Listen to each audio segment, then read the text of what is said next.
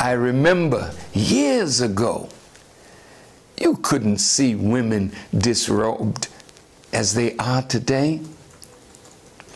Even if there were homosexuals in our community, they didn't parade themselves before the world. They would hide it because the average person would not countenance homosexuality or lesbianism. But look at Hollywood, how it promotes it. Look at how cross-dressing is being advised. And many great black strong men have been asked to put on women's clothes. For what?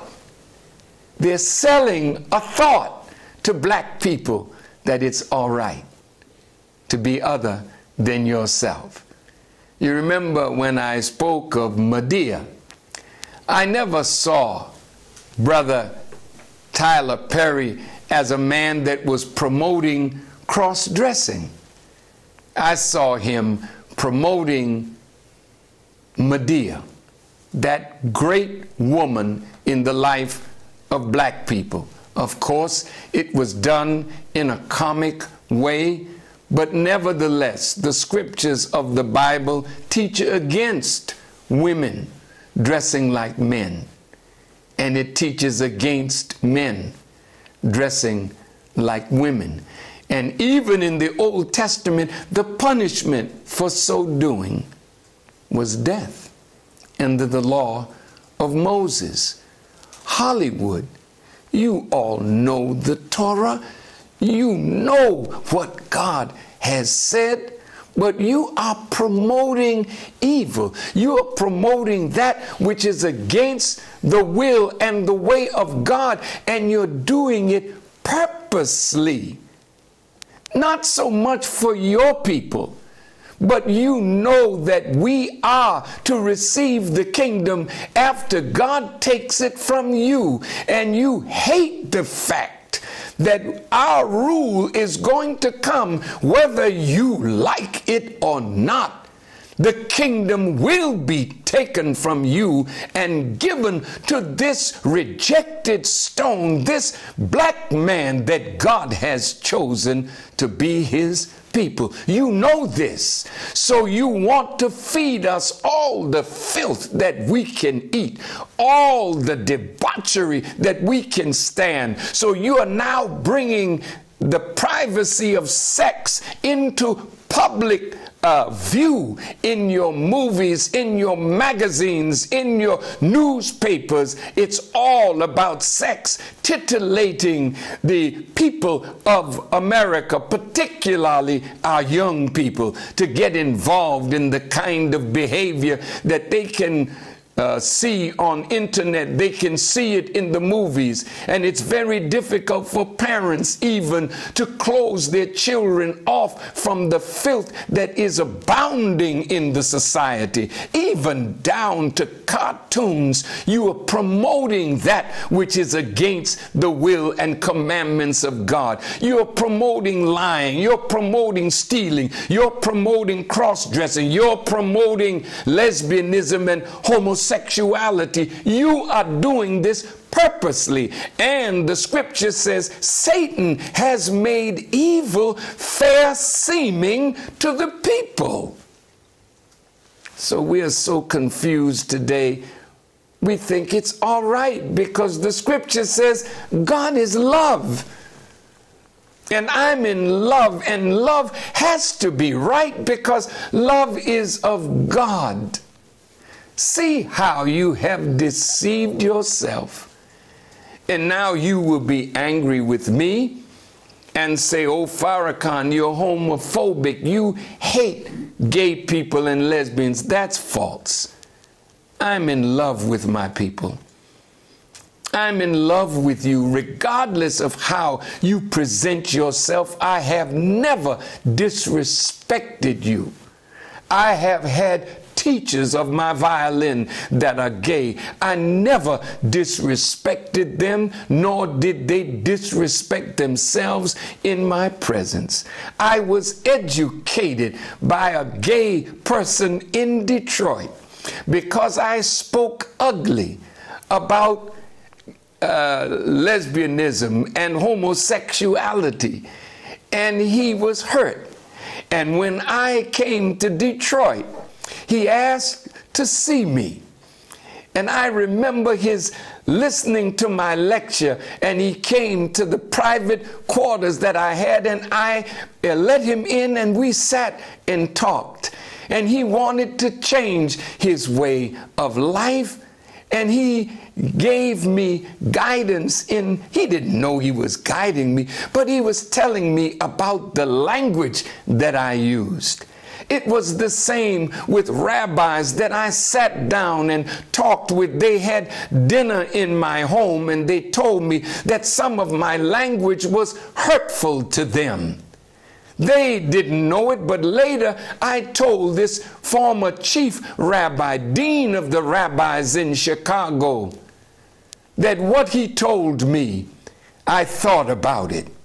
I'm not interested in making white people enemies of ours.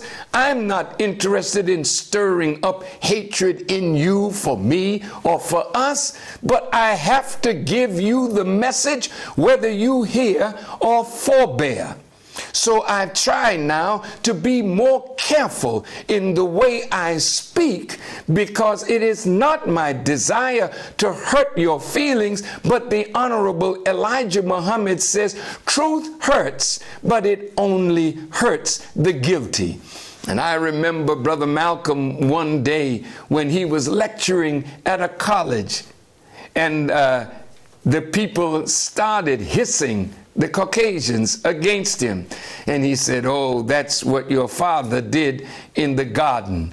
And he said, whenever a man throws a stone in a pack of dogs, the only one that hollers is the one that gets hit. And today, if I don't preach the truth to try to save your life, I will lose mine. And if I don't warn you of what the consequences are, and you continue in what you're doing with no desire even to change because you think you are living right, this enemy is a scientist of evil. He's studying bacteriology and chemistry in such a way that he can change you chemically to think you are what you are not. He's a wise Satan. That's who you're dealing with. You're not dealing with just common wicked man. You're dealing with the Satan, the God of this world. And he's after you, black man and woman, to take you down with him when he goes. Let me go on with that subject, because the strong black men are being asked by Hollywood to put on dresses. Strong black men are offered lots of money. I won't name the person, but the manager of a certain strong black man came to me and begged me, please talk to the one that I'm managing, for they have offered him $15 million to cross-dress, to dress like a woman in a movie, and I don't want him to do that. Could you talk with him? But the scripture says, money answereth all things. And so $15 million, a man will put on a dress in a heartbeat. Well, white people put on dresses too, but they're not after their own. They're after you. You remember Dave Chappelle?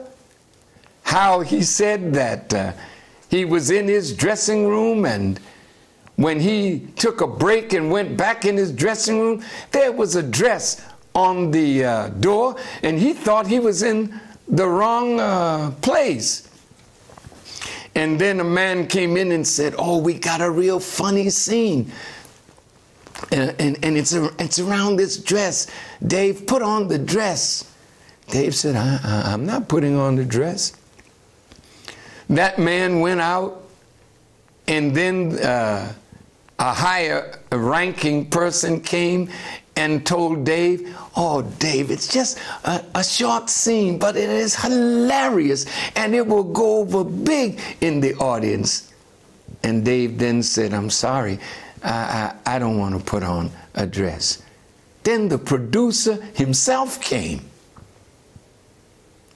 and said, Dave, I mean, it's really a funny scene. Come on, Dave. And he said, I'm sorry, I can't put on that dress. And he said, when they left, they came back within a very short time. They had already written the real scene, but they wanted to get him to put on a dress, because what they're selling, black brother, is that they want you to be so wrapped up in what they're wrapped up in that you will stick your fingers in your ear when you hear the warning and the call of God. And when you do that, you will go down to hell with your enemies. Oh, my dear brothers and sisters, the enemy is after you. This generation shall not pass before all these things come to pass. As it is written in the scriptures, resist the devil, and he will flee from you. But you're acting so weak that when you know he's leading you to something that you should not do, you don't resist, because you want the fame, you want the money, you want the job, you want nearness to your enemies. Remember how Satan took Jesus up on a mountain and showed him all of the cities that he could have if only he would bow down to Satan. Mountain here means he takes you up to a high place because that's where you want to be in sport, in play, in music, in science, in medicine. You want to be on the mountaintop. But the man that's taking you there is the God of this world. And as he said to Jesus, if you would bow down and worship me, you can have all of this. But Jesus had the strength to say to Satan, get thee behind me, Satan. And that is where Satan belongs. He doesn't belong in front of you, leading you. You need to put him not only behind you, but put him out of the equation altogether. God is present today. And if you really want to go up in strength and power and wealth and righteousness, remember, Satan only promises you to deceive you.